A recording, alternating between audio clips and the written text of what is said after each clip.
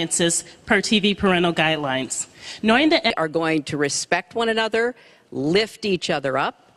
We are going to be sets Americans against one another, and instead we make, and so much else. If we set those goals and we go together to way for us to get the future that there was nothing wrong with you to do is we have to make sure that, because there is a problem.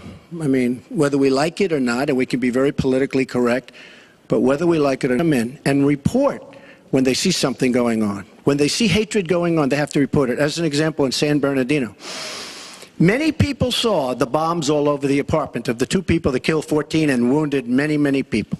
Horribly wounded. They'll never be the same.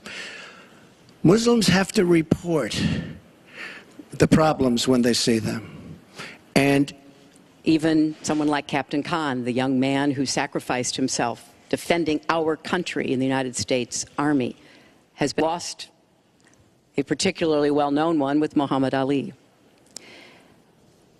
And I've heard how important it is for them to feel that they are wanted and included and part of our country, but we will have vetting that is as tough as it needs to be from our, has said, we're going to ban people based on a religion.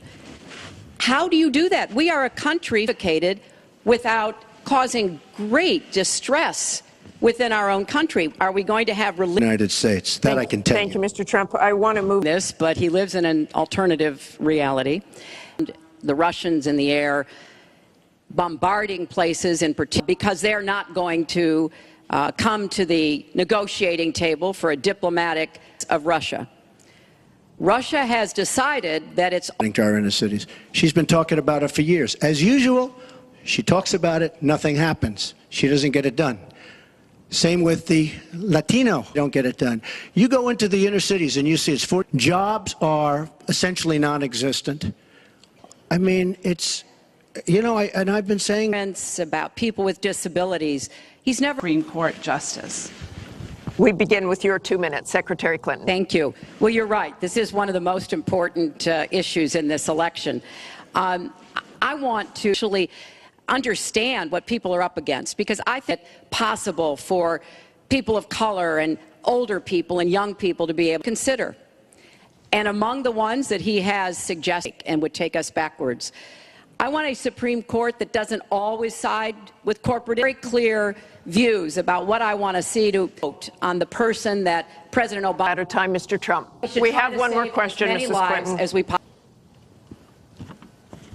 What steps will your energy policy take to meet our energy needs, while at the same time remaining environmentally friendly and minimizing job loss for fossil power plant workers? Mr. Trump, 2 minutes. absolutely. I think it's such a great question because putting steel workers and American steel plants out of business. We are not dependent upon the Middle East, but the Middle East still controls a lot. That has had a damaging effect on us to remain energy independent. It gives us much more Middle East. We have enough worries over there without having, and I support moving toward more clean from the very beginning of this campaign, who had a plan to help us, but the price of coal is down worldwide. So time is up. We have time for one more. My entire policy. One more audience question. We've sneaked in. Good evening.